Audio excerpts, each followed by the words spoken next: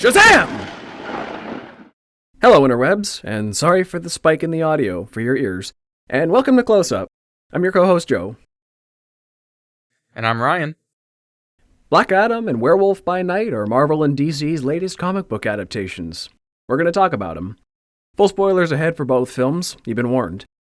We had half a mind to complete the trifecta of entertainment discussion by including Tales of the Jedi in here too, but we couldn't get to it in time. Alas. Sadly. Alright, zooming into our medium shot now. Tell me, Ryan, what were your expectations going into Werewolf by Night?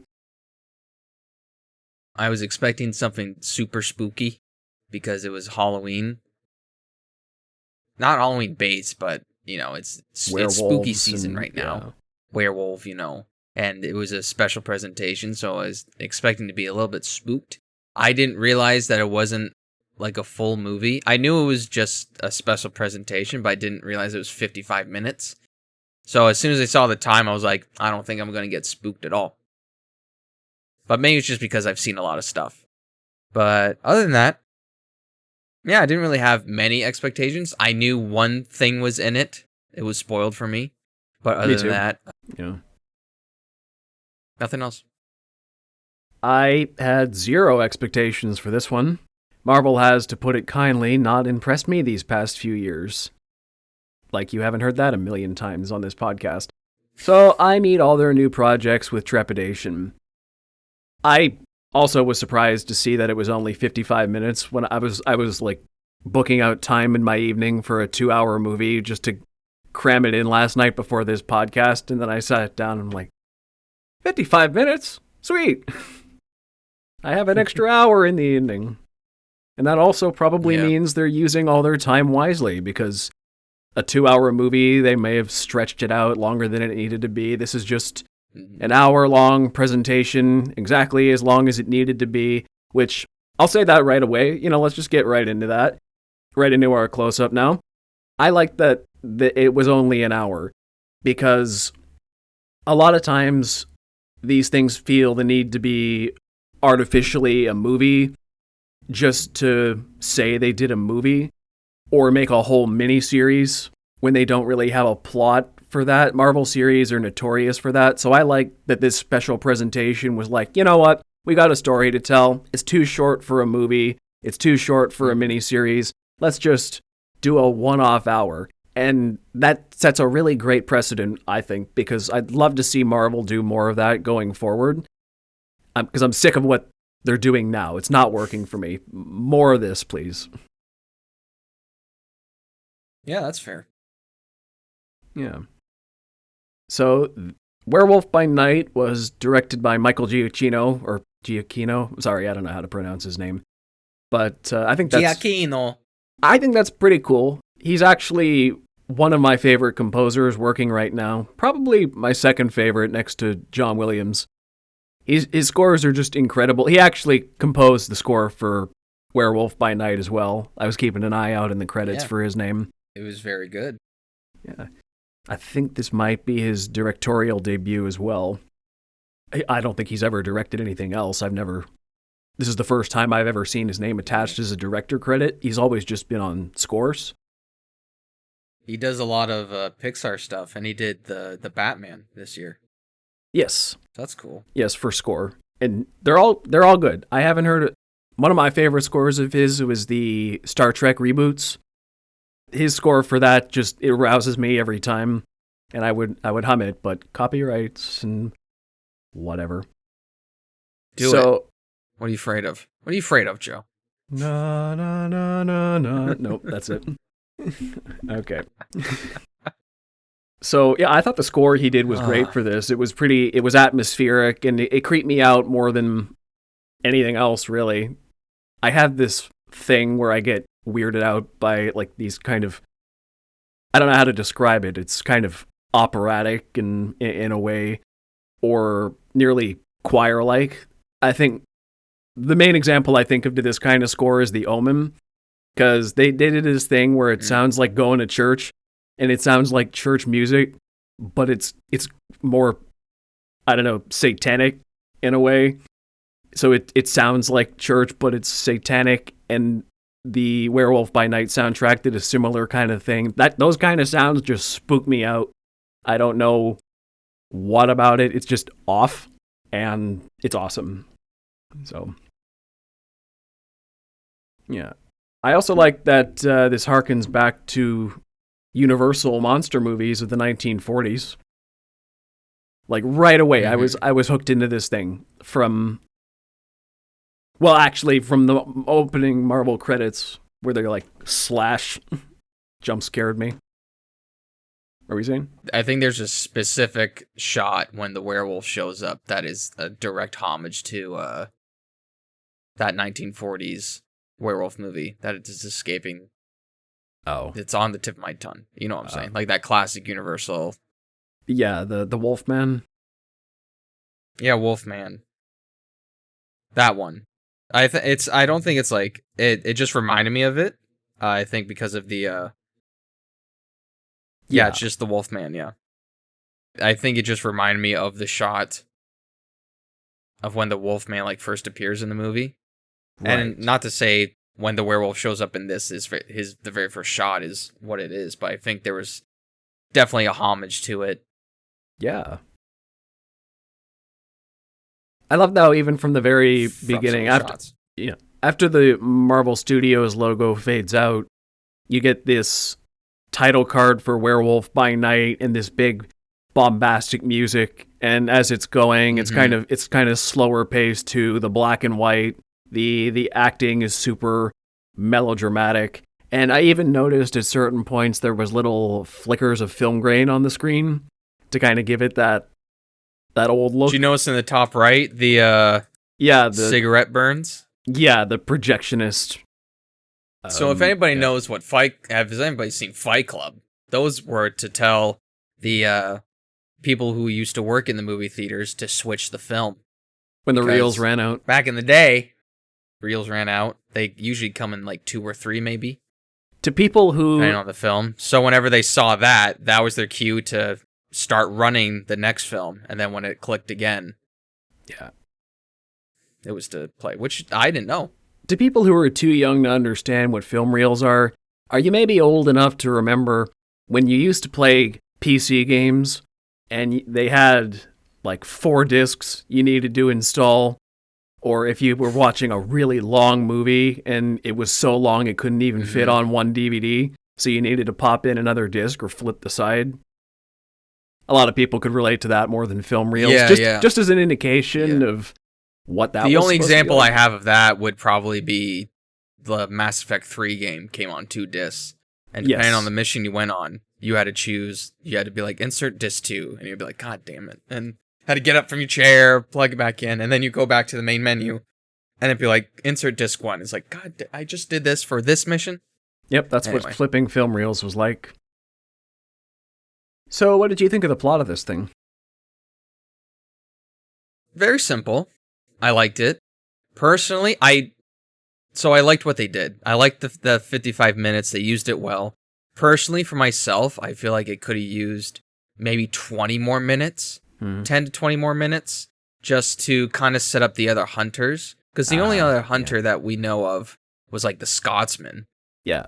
But the other 3 didn't really know anything about them. Just cannon fodder. So they are just cannon fodder. I kind of, not that I need like a full on backstory, but I just want to know what their skill set was and how they were able to, why they were there in the first place. But for the time they have, they don't slow down at all. Not really. It's breakneck pace. They didn't feel slow. Yeah. Pacing was very good. I really enjoyed it. Kind of a surprise, personally, because I just thought it was going to be like, okay, are they just going to do like a satire with it? Kind of like they did with the first couple episodes of WandaVision, where they just take... yeah. And I love WandaVision, but when they just take the genre films from that era and then try to copy it, put a Marvel spin on it. And it was weird. And it was really weird because, and this is just me being a film geek, but they don't use film grain that harsh on it. Like, you can definitely see it flicker sometimes, but it's not in your face the entire movie. It was enough to notice it was there for the people who like appreciate that they're making a reference. It was definitely there for the big shots. Yeah. You could definitely tell. Yeah. And another thing I know, this is just me being a film nerd, but they're paying homage to like the 1940s monster movies, but they still have all these modern cinematography shots where it's still like the classic Marvel shots, the sweeping shots or whatever. I noticed that. So that that didn't take me out of it, but it was kind of just like, if you're gonna pay homage to it, kind of try to do some like 1940 shots. But I thought they did that kind of at the very beginning in the first. Mm-hmm. In the first third of it, there were more, but it was more when they got to the maze and the action started. Then it started feeling like, okay, now we're taking the old stuff and modernizing it. This is still a Marvel show after all, not a full-on genre homage. Yeah. So, yeah, the acting in this, like I said, was pretty melodramatic and over the top, and I know that's not going to work for Loved it. A lot of people, but I enjoyed it. The one lady, yeah, I really loved it. The one lady, especially the stepmother, played by Harriet Sansom Harris, she was especially over the top. Every scene she was in, she was giving it her all, and that's got to be really fun as an actor, just to say, all right, let loose. Let's just go as over the top as possible. Most actors don't get away with it, except Nick Cage, but occasionally. Well, I accepted that because I knew what they were going for was this homage to like the 1940s, but also it's the crazy witch like hunters, and you always have to have like at least one crazy lady. And I think she knocked it out of the park. I really liked it. Yeah. I also really liked the other... I just looked it up. Werewolf by Night does not tie into the MCU, so it's very much its own self-contained story, which is pretty cool that they just did that. More of that, please. The first shot ties it in super loosely. They showed a shot of the Avengers, and they say, this is what happens during the day, but there's other things that happen at night that you haven't seen yet. So that's its way of tying itself in. But yeah, please do more standalone stories. Marvel needs a lot more of that. Mm-hmm. But traditionally, that's always been Marvel's weakness as a brand, even in the comics. Well, it's a strength and a weakness. That compared to, we'll say Marvel compared to DC. I mean, we are talking about DC later. But DC started out more as a bunch of individual characters. Batman, Superman, Wonder Woman, Green Lantern. They were all kind of their own thing. And then at some point, they said, oh, well, they can cross over, if only just on the covers at first, just to add sales. And then they started crossing over in the comics themselves, having team-up books, and that was pretty weird for the time. But Marvel Comics and that's why you can take DC characters out of the DC world, and they can still stand alone. That's why you can have all these Batman and Superman movies without any of the other DC characters. Gotham City is a world all on its own. You don't need any other character to have a Batman world. But with Marvel's always been... Yeah. How's the government not, like, nuked Gotham City at this point? The crime rate is insane. It's way much more than just, Detroit. Obviously it's based on New York and, like, Chicago and all that. But also, you have, like, local terrorists just walking around the whole time. Yeah. Just nuke the place. Maybe because Batman would find a way to just stop it, but anyway. The people. Anyway. Also, don't forget the corrupt politicians. Which ones? There's a lot of rich... there's a long list. There's a lot of rich and powerful people in Gotham who can prevent actual help being done. Anyway, maybe the real estate's cheap. Yeah. Anyway, my other point is Marvel from the very beginning is worked more as a crossover kind of thing. Go back to the very start of Marvel. You were always seeing the Fantastic Four crossover with Spider-Man, the Incredible Hulk, the Avengers, the Thor, Daredevil. There were always crossover stories baked in from the very beginning. They were never And Megan Thee Stallion. She's been there from the beginning. Don't bring She-Hulk into this. We talked about Next week is Lizzo. Oh no, You're making me flashback. Oh boy. To Uh-oh. I lost my train of thought because now I'm just thinking of the twerking scene again. Anyway, Werewolf by Night does its own thing. It's a little antithetical to what no one twerks in Werewolf by Night. No, there's that scene where the Elsa does a lot of dive rolling, but no twerking. Yeah. Oh, I have one I only have like one strong critique. How the fuck is Elsa not dead? She gets her head slammed into like a concrete corner three times in a row. That was brutal. There's no blood. There was. I did see bruise whatsoever. There was. there? Yeah, it was subtle, but it should have been more. How is she not dead? It looked pretty. Maybe it's her character that I just don't know, where she just is ridiculously strong or resilient, but I don't know. Maybe that's another 1940s thing. Who knows? Because she does get cut later on. Yeah. But that took me out of it. I was like, you should be dead. Yeah. And that's when I got excited for... I got excited for a quick second because I thought, oh, they're just going to try and kill off each other to get this monster. And that's what I thought it was about. But then she just like kind of gets up like it's no problem. At least have a concussion. My God. Goodness gracious. Yeah. Well, one thing I did like about her character compared to other Marvel heroes, she is tough and resilient, but also I appreciated that she was scared a lot of the time. Whenever things were not going her way, she kind of flinched and cowered and was like, you're going to try to kill me now? Like when she was locked in the cage with the monster, there was the long protracted shot of her just in horror as the werewolf transforms, which I thought was great because that was the best shot in the whole piece. Yeah, and you just see the shadows on the wall. Like that's well, really here's good one of filmmaking. Here's one of the tough parts is that's a great way to get around the part, how do you do a werewolf transformation? It's probably the most technical and difficult things to do. Yes. And you can't ever beat the Werewolf in London one. Yes. Where it's like extremely painful. So what do? Oh, you just cast in shadow and then show your protagonist freak out in horror about just the disgusting transformation. That's genius. And you just let your imagination do wonders. Which once again I appreciate because not just for the technical reasons, but it also makes her more vulnerable and relatable than just your typical stock hero, stoic badass can kick all kinds of ass, but there's like a certain humanity they lack. But the fact that she could be a little scared while also being a badass gave her a little more humanity and made me just like the character more, what they did with her. It was a great acting choice that she did. I mean, she's stuck in a cage with a wild animal, and she's trying to make herself... I don't know. I'm holding tape, by the way. I don't know why. She's trying to make herself like not look, and also as small as possible, so maybe the werewolf can't see her. Yeah, but like she can't look away at the same time. I thought that was brilliant.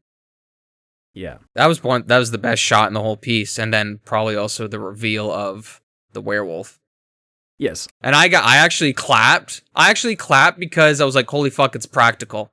That's why I clapped. Yeah, I was half expecting it. It looked really good.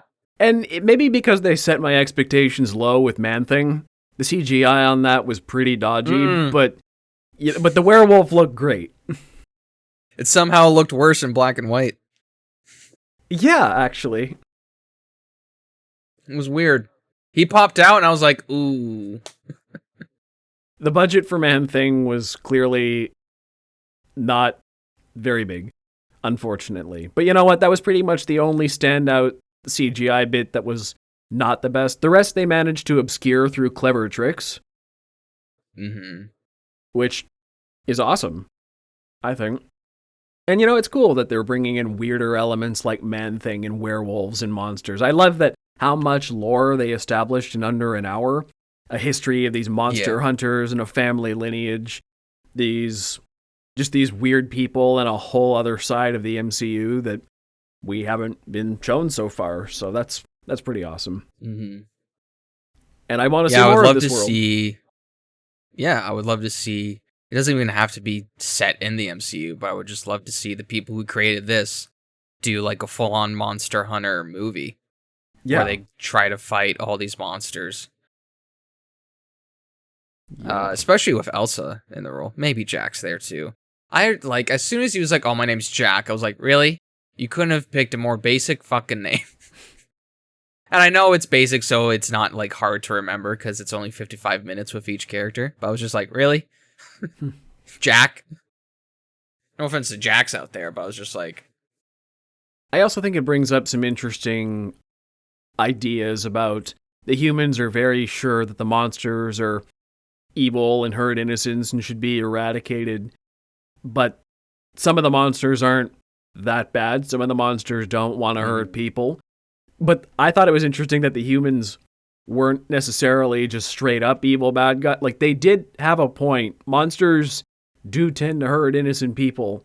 And like you see with the werewolf, when they are uncontrolled, they can cause a lot of damage.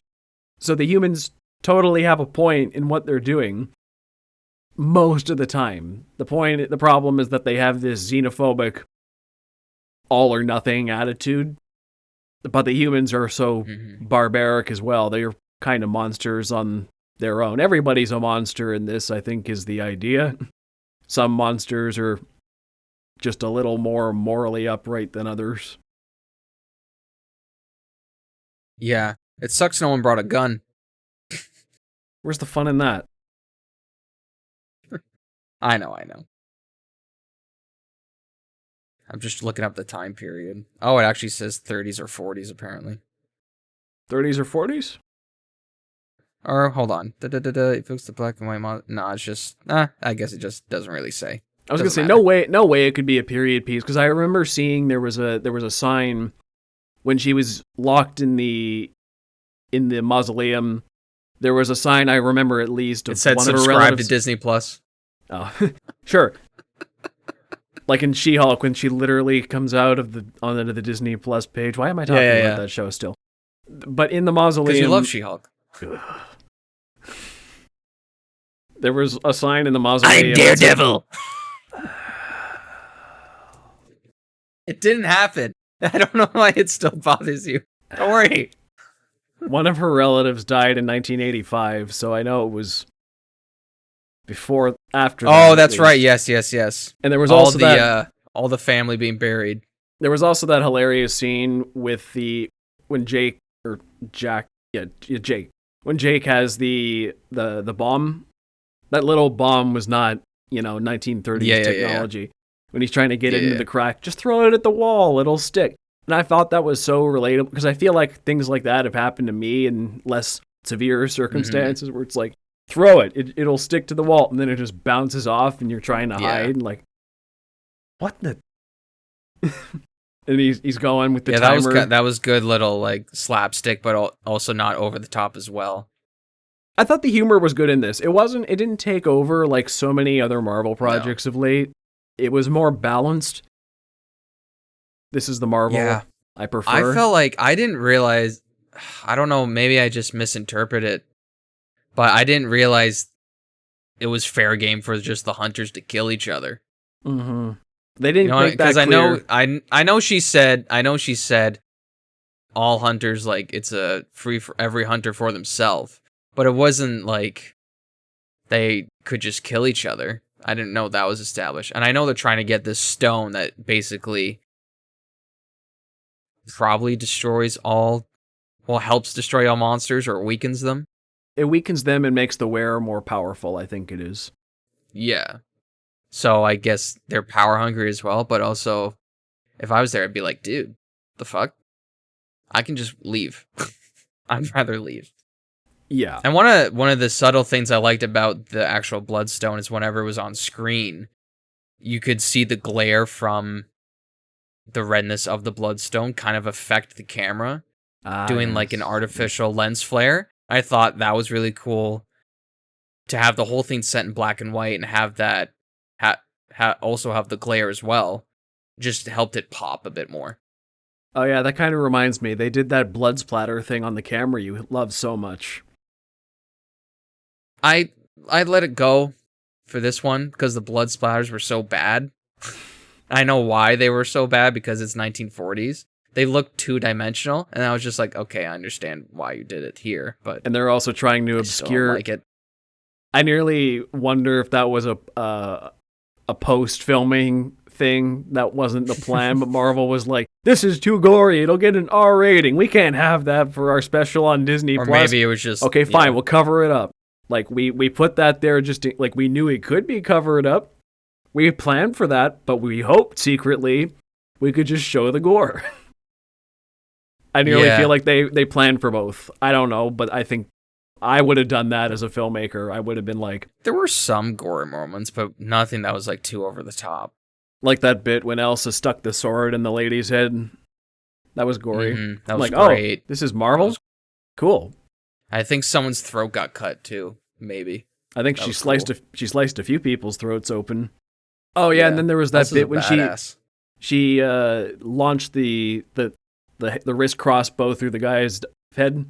Yeah, that was kind of gory too. That was great. Okay, so there is gore in this, and it was good. A bit of gore. We're just so desensitized to it. We've seen too much. That's what happens when you play violent video games for 20 years and grow up in a cynical world where they show all this, horrifying things on the news. It's a post 9/11 world, and we just grew up around violence around us all the time. So it's like, yep, this is just normal. There's always things that when my mother or grandmother or whoever they watch things and they're horrified by the violence, like, oh, it's so gory, and I'm just like eating popcorn. What? What's your problem? Like, it's just the Wizard of Oz. Like, chill out. Yeah, what's your problem? What's your problem? She melts. Who cares? I'm melting. All right. Yeah. I found it really, I had a funny reaction when everything went to color. I was like, her jacket's red? I don't know why. That took me off guard. I was like... Yeah, so saturated. I'm like, oh, that's a way deeper red than... Interesting. She kind of gave me Jessica Jones vibes for a little bit. Agreed, yes. Yeah, she does have that kind of vibe. But almost a little less witty, but also she wasn't trying to be witty at the same time. Yeah. Like, she accepts help from at least Jack. But yes. I wanted to know more about Elsa. I want to know why that's why I need 20 more minutes. I want to know why she left, who she trained with, and who the mother is. Like, the real mother, not the stepmother. Because she was like, oh, you left 20 years to not train. It's like, well, I didn't train with you. So that got me thinking, did she train with some master? Did she train with her mother, the ex-wife? Part of me also figures, like, that'd be cool, but it also doesn't does it really add anything to the story to have seen or to know more about that? The fact that I kind of like that it leaves us asking those questions and wanting to know more than telling us everything and making us wait 20 minutes just for exposition. So it was... Wanting more for me is a good thing. Yeah. It's better than wanting less of something. So I think we should wrap this bit up now and move on to Black Adam. Yeah. On the whole, Werewolf by Night, not much to it really, but I was entertained for an hour, and I think Marvel needs to do more projects in this vein. It's worth a watch. If you want to watch something that's not as gory with your whole family for Halloween, just to have that spooky vibe, this would be a perfect fit for it. This is the first quote-unquote post-MCU Halloween thing that they're doing, and I think they kind of nailed it. So I definitely would watch it again next year around. Yeah. All right, so zooming back out to our medium shot for Black Adam. So Ryan didn't actually see this movie. Tell the good people why not. The end credit scene got spoiled for me on TikTok, and I said that was enough. I got what I wanted out of this movie. Right. No, I've been very busy, so I will eventually watch this.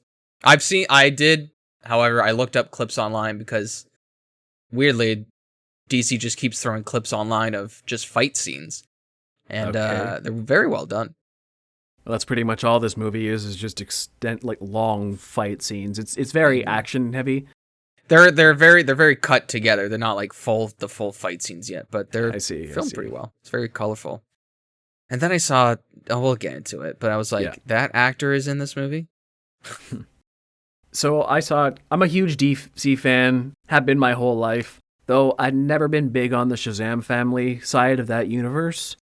I knew who Black Adam was and the barest bones of his story, but I questioned the idea of giving him his own film. Because to me, he was just a Shazam villain, and I wasn't convinced he'd have enough depth to carry his own film. But The Rock seemed passionate about this project. He's only been talking about it constantly for the last 8 years. Never thought it would even happen. He was only cast in like 2007 or something like that. Like something ridiculous. He's been talking about it ever since, just nonstop. Every time I see something about The Rock, Black Adam. And, it's on its way. You know what? His enthusiasm basically single-handedly convinced me to at least give the thing a shot, because he was passionate about this movie for years, and he's got everyone hyped up. Like, he cared about it so much. So I figured, okay, this is clearly a passion project for him. So I think there'll be at least a bar of quality. He cared enough about it to do something worth an audience's while, which I guess he did, judging by the Rotten Tomatoes scores. The critic score right now is hovering around 30-something%, but the audience score is 90. So this is one of those films that, yeah, sure, the critics aren't going to love, but the audience sure seems to enjoy it. And like most things. And well, I'm a critic, so I got to do the critic thing and tell you what I liked, what I didn't like about the film. And you know what? I will say I understand the critic score, because from a critic's point of view, this isn't a great movie. There's way too many characters vying for screen time, for one thing. You have Black Adam, trying to flesh out his entire backstory. There's characters in his backstory. Then there's the characters he meets in modern-day Kahndaq, which is where the movie is set. And then they try to introduce the JSA, Justice Society of America, and they're a big part of the movie as well. And then you have other characters who kind of pop in, like Amanda Waller, who comes in as cameos. And if you haven't seen the other DC movies, you might not even know who she is. But a lot of the characters in this movie are introduced for the first time. So there's just so much going on. There's all this lore to build out, too, for his whole backstory. You got to know the entire history of Kahndaq, or at least the important bits. There's so much going on, and not a lot of it gets to balance that well. It's enough so you know what's going on, but not enough that I can say everything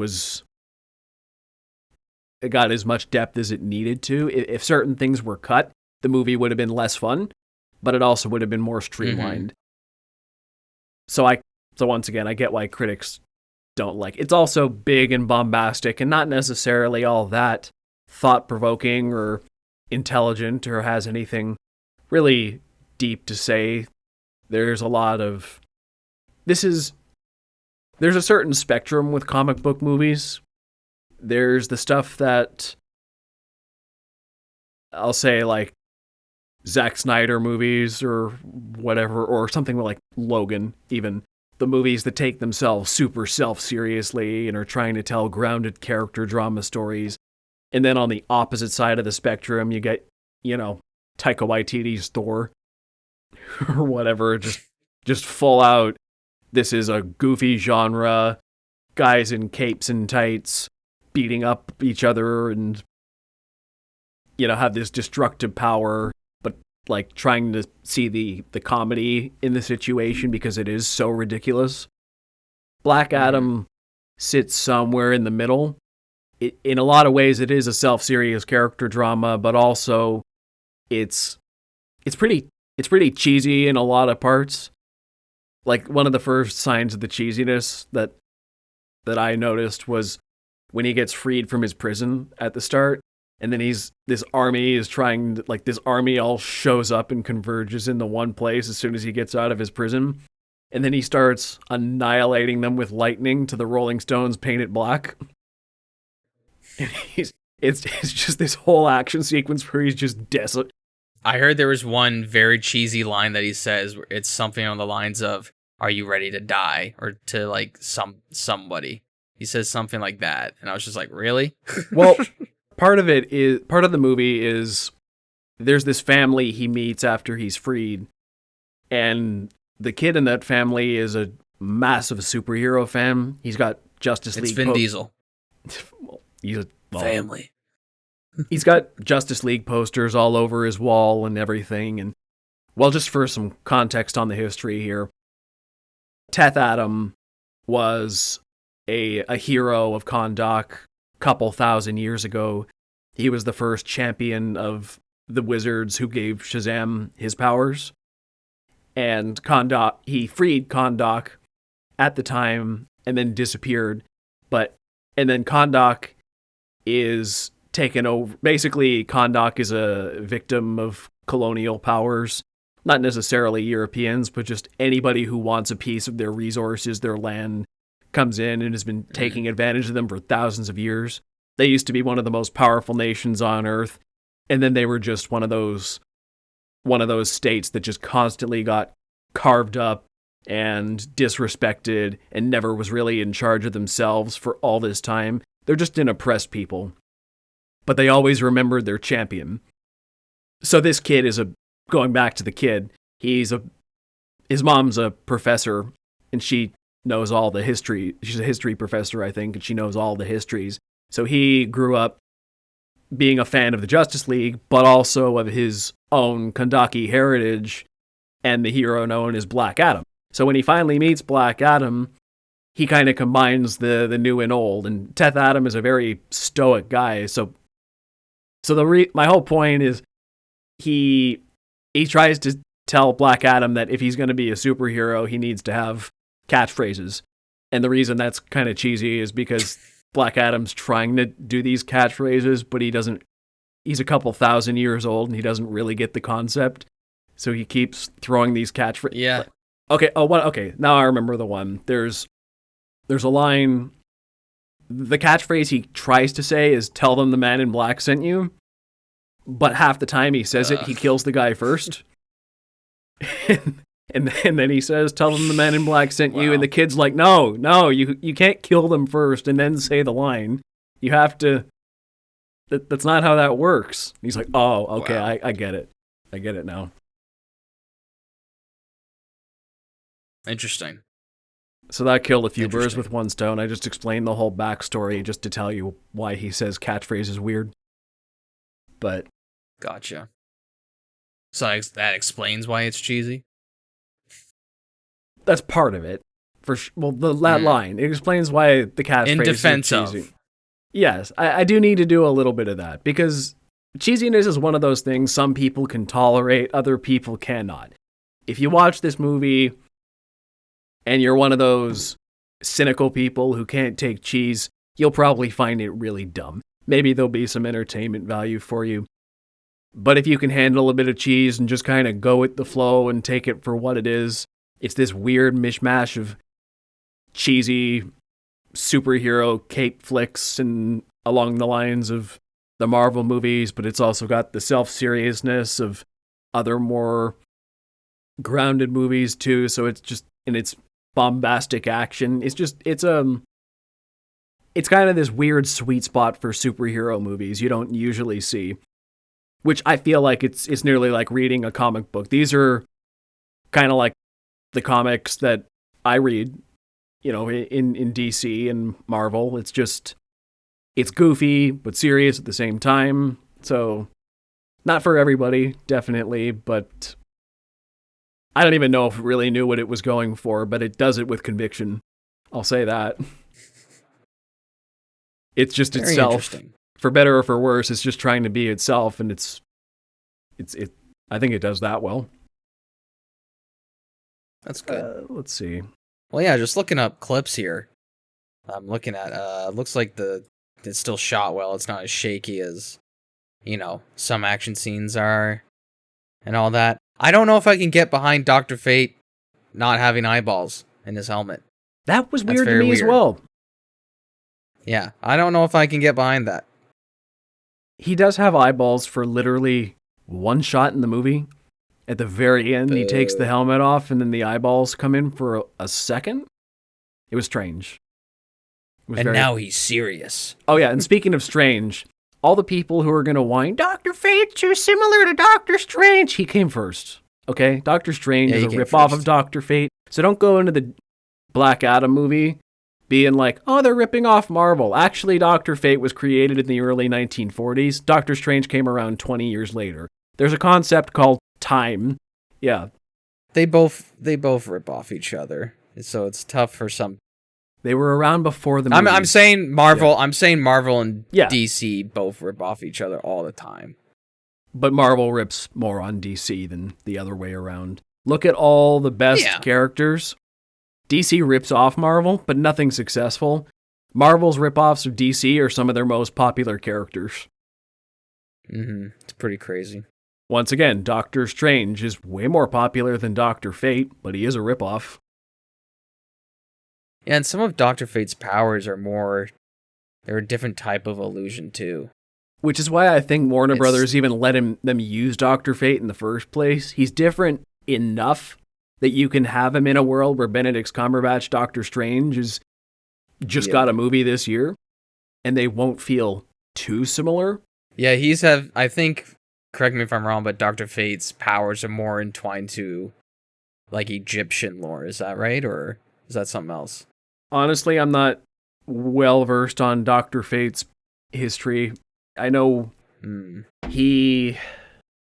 his helmet contains the spirit of an ancient god in a group called the Lords of Order, and they're kind of the opposite of the Lords of Chaos.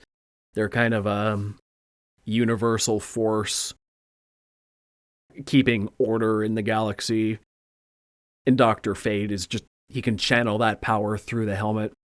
That's Kent Nelson. Speaking of Dr. Fate, Pierce Brosnan's the standout performance of this movie. He was incredible. Oh, good. He was really good. I'd say his performance, I think, was the most solid all around in the film.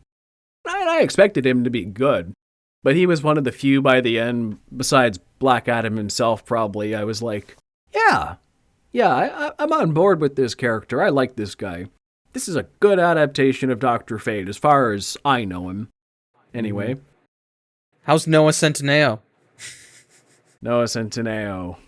Gotta see the... Atom Smasher. He was the comedic relief. Yeah. How was he? He was good. As soon as I saw him, I was like, really? The fucking Netflix boy? So the JSA, in this version anyway, just has 4 members. It's got Dr. Fate, Hawkman, they're the veterans, and then 2 newer people, Atom Smasher and Cyclone, who are a lot younger. And, it's not like exactly like the JSA of the comics where it's all the old timers on one team. There's a couple old timers, a couple younger as well. And this is his first mission, but he keeps screwing everything up. When he turns into a giant in the middle of the city streets, he ends up smashing a lot of priceless relics and stuff and just constantly messing up. Actually, that's one of the most interesting points of the movie, is that when Black Adam breaks out of his prison, Amanda Waller sends the JSA to deal with him because she knows how dangerous he is. But when they get to Kahndaq, the people of Kahndaq basically just see them as another invading force, another foreign intervention coming onto their lands to decide their fate for them, and trying to fight and capture their traditional folk hero, who they already saw kill all the soldiers who were oppressing them. So the JSA to the people of Kahndaq look like real pricks. They come in, destroy the city streets, fight their folk hero, destroy relics, cause a lot of destruction for, as far as the people can tell, no good reason. So I thought it was interesting what they did with the people of Kahndaq. They they had a political influence, and the part of Black Adam's power comes from his connection to the people and how they see him as their hero. And even by the end of the movie, he decides to become the protector of Kahndaq. All these foreign invaders and interventionists, they're not welcome. Kahndaq can stand alone, and Black Adam is its protector. He can't really leave, and that's a good transition to the post-credit scene, where Amanda Waller says, "Okay, I'll let you be around Black Adam, but if you ever set foot out of Kahndaq, I got some things that'll it won't go well for you," basically. And he says, "There's nothing in this world that can stop me." And she says, "Okay, well then I'll send something not of this world." Da da da da da da da da. Superman. Yeah, that's a great reappearance from Henry Cavill. Just to walk through all the dust and clouds, just to have him back. It's so great. So good to have him actually back. With the John Williams theme and the little curl and the bright suit, and like, okay, they're making a signal here. I couldn't really tell because, again, someone was filming off their phone, so I didn't really hear the music. I just heard, ah! Oh yeah, they had the John Williams score in there too. He had a more prominent curl. His suit was a lot brighter. Well, what was really funny? What was really funny? It was so the Black Adam movie came out on the Friday, and I think on Sunday or Monday, Henry Cavill posted on Instagram, "I'm back as Superman." Yes. So it's just like, a part of me was like, "Oh, that's cool that he just shared that," but you also just spoiled the movie in a weird way. Not really spoil it, but like that was a very badly kept secret. The movie wasn't even out. Yeah. I saw the movie it was the day after it came out, and I already knew that twist. It came out. That twist came out before the movie was even out. Only reason I didn't really care before it was out. Yeah, I didn't really care because it was a post-credit scene, though. So I was kind of waiting for him to show up, and I'm like, I know it's the post-credit scene, and that's why I'm sticking around for it. It wasn't that important. Did The Rock ever raise his eyebrow? Ever do raise his eyebrow? Because that was his thing in the WWE. It's called the People's Eyebrow. I don't recall if he did, not the People's Eyebrow, but that's his thing. But he probably did. From what I look, the fight scenes look pretty good. Oh yeah, they were really well choreographed. They were really well shot and choreographed. I'm iffy on the Noah Centineo casting. I don't know why. I'm just iffy on that. The action's pretty brutal too. Seeing Hawkman go toe-to-toe against Black Adam is a fight I didn't know I wanted. Mm-hmm. But they fight multiple times in this movie because the JSA ends up grudgingly working with Black Adam to defeat worse bad guys. But it's a very tense alliance, and they nearly end up fighting multiple times in the movie. Hawkman is just so annoyed with Black Adam. Who's supposed to be the antagonist of this movie? Well, it's Black Adam's movie, so arguably the JSA at first are like he spends the entire middle of the movie fighting the JSA, and then there's the military guys who were fighting him, the oppressors of Kahndaq, and one of their guys. Okay, so a little more cultural backstory here for. Oh, here we go. In Black Adam's time, there was an oppressive king who was in charge of Kahndaq when it was at its peak. And he's the king and the king is the one Black Adam killed and to free Kahndaq in the first place. The main bad guy at the end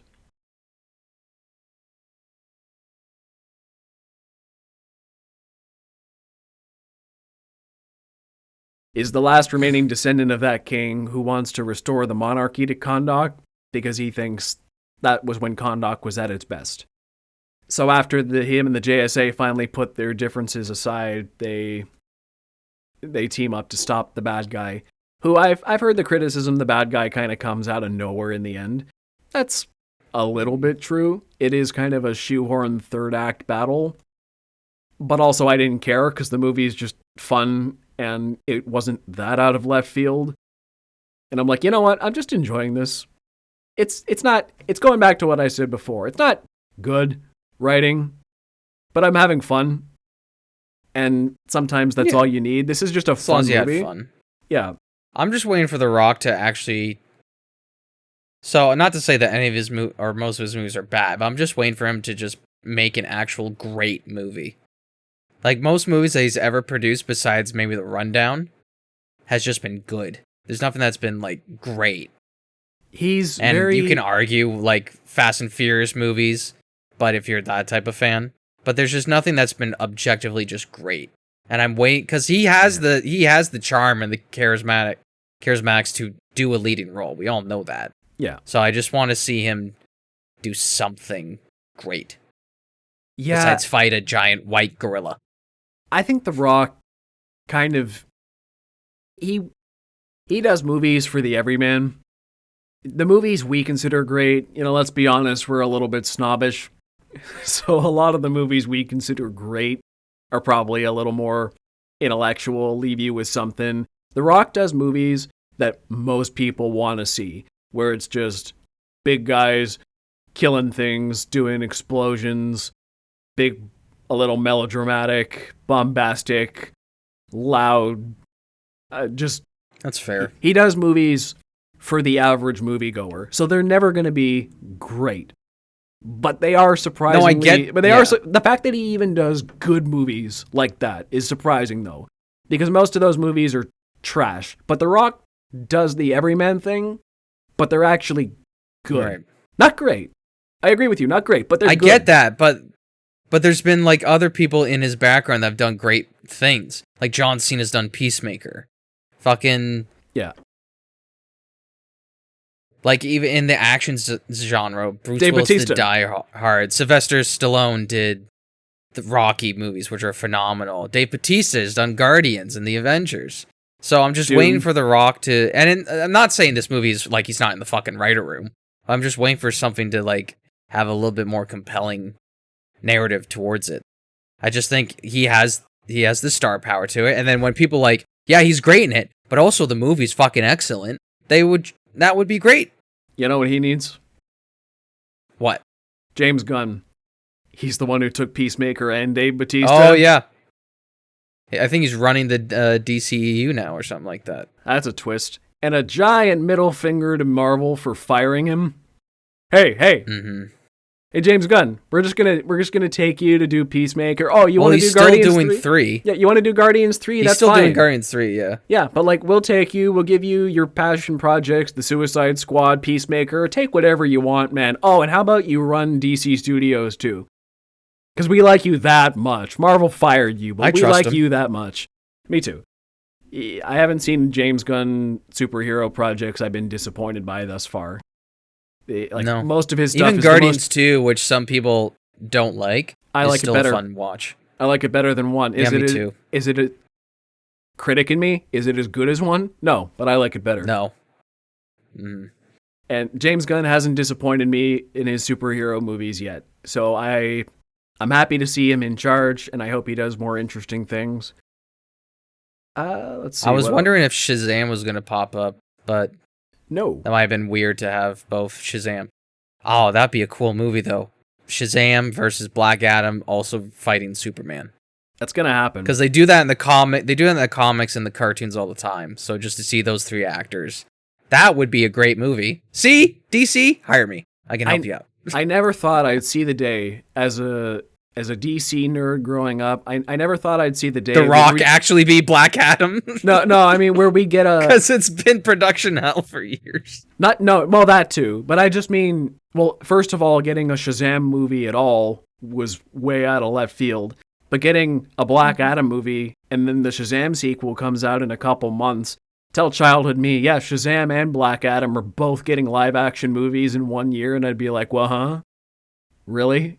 Yeah. I'm like, the fact that Shazam gets adapted at all is surprising enough to me. What do you mean Black Adam's getting a live action movie too? What world is the future, little Joe? Where Noah Centineo runs the entire DCEU. One day. I know you don't really know who he is. I have no idea. But he did all the like the teen Netflix movies that came out the past like 5 years. Oh. Like the To All the Boys I Loved Before, Sierra Burgess, like he did all that. So that's why I say it's a weird casting. And obviously he himself is trying to break that typecast as kind of like the YA stuff. This is probably not the movie that he does that. And I believe he has acting chops, because you wouldn't do all those movies without, having some talent. He was good in this. But it's a strange casting. But if you say he was good in it, then yeah, so it just definitely felt like a popular casting choice, as popular as you can be besides The Rock and Pierce Brosnan. I had no idea who he was, but if he brings in another crowd, fine, great. Get as many people to see this as possible. It's good. I enjoy it. If you want decent entertainment, you know what? It's surprisingly rousing. The score is pretty awesome in it too. Really pumps you up. The Rock is just a badass hero. Sometimes it's just fun to see an anti-hero. He somehow got bigger for this role, eh? Yeah. He looks bigger. Sometimes it's just fun to see anti-heroes slaughter evil people in brutal ways. Hell yeah. And the JSA is cool too, because they're actually heroes who are like, we don't kill, and they kind of save the bad guys sometimes when Black Adam's killed. Like, the JSA are fun. Dwayne "The Rock" Johnson's really good in the role of Black Adam. His passion shines through. I bet you there's going to be clips of, like, the JSA's like, heroes don't kill people, and then they're just going to cut to Zack Snyder's Superman and Batman just killing people over the past 100%. 5 to 6 years. 100%. But the JSA actually doesn't kill anybody on purpose. They actually try to save people. So, and some people are like, well, Superman killing Zod is defensible, or you can defend that, and you can defend that. But his opening scene in the Batman v Superman is him taking just a goon through like 5 walls. And in real life, he would be obliterated. So maybe he's in the hospital. Who knows? Anyway, I'm so happy Henry Cavill's back. Me too. Henry Cavill is my man crush. I watch basically anything with him in it. Like, name it, I've probably seen it. Even stuff that you wouldn't necessarily remember. He's just passionate about almost everything he's in. He takes everything so seriously. And I don't know how Henry Cavill managed to play so many iconic characters. He plays Geralt of Rivia, Sherlock Holmes, Superman. The guy just finds himself in these iconic roles. Even the guy in Mission Impossible 6, he's become like a iconic character actor. Yeah, an iconic character. Like high profile characters, but yeah.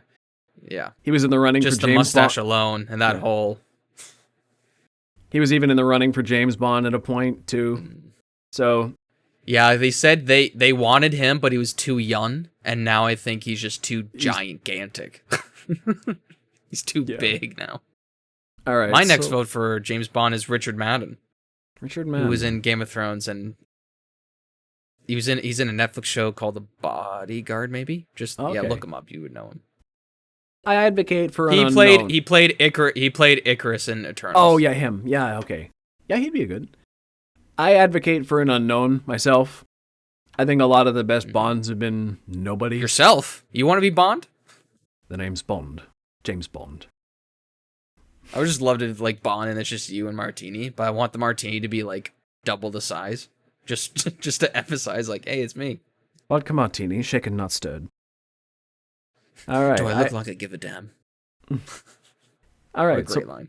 Black Adam's fun. Werewolf by Night's fun. All right. That's basically They're getting it. good again. Henry Cavill's back. Ben Affleck's watching this on his couch, and I'm like, fuck, now I gotta come back. My favorite franchises are getting good again. Werewolf by Night's good. Henry Cavill's back. David Tennant's back. Things are looking up for my favorite stuff. Star Trek's good again too. Strange New Worlds is incredible. I love it. Before this year, I was done with Andor is incredible. I love Andor. It's great. It's one of the best Star Wars I've ever seen. Like, everything is good this year. House of the Dragon redeemed Game of Thrones. I never watched Game of Thrones, but even House of the Dragon's good if you were disappointed by that. Like, everything is good this year. I'm so surprised. Which will be our next review. Yeah. We're filming it right now.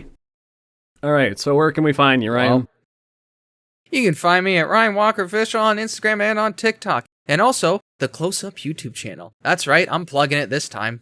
Fantastic. All right, now you do the professional way. You can find me on Instagram and TikTok at ThoughtPlane Media and our Facebook page of the same name. Also, check out the Close Up with Ryan and Joe Facebook page for latest updates. If you listen to us on audio, check out our YouTube channel for the video. And if you're on YouTube, find us anywhere you get your favorite podcasts. Find further film discussion and entertainment reviews on thoughtplane.ca/articles. And if you'd be so kind, you can support ThoughtPlane Media on Patreon, link below. Also, be sure to leave us comments and reviews, as that's a big help. And how about clicking that like button if you enjoyed this? We hope to see you on the next Close Up with Ryan and Joe. Till next time, Shazam! Shazam!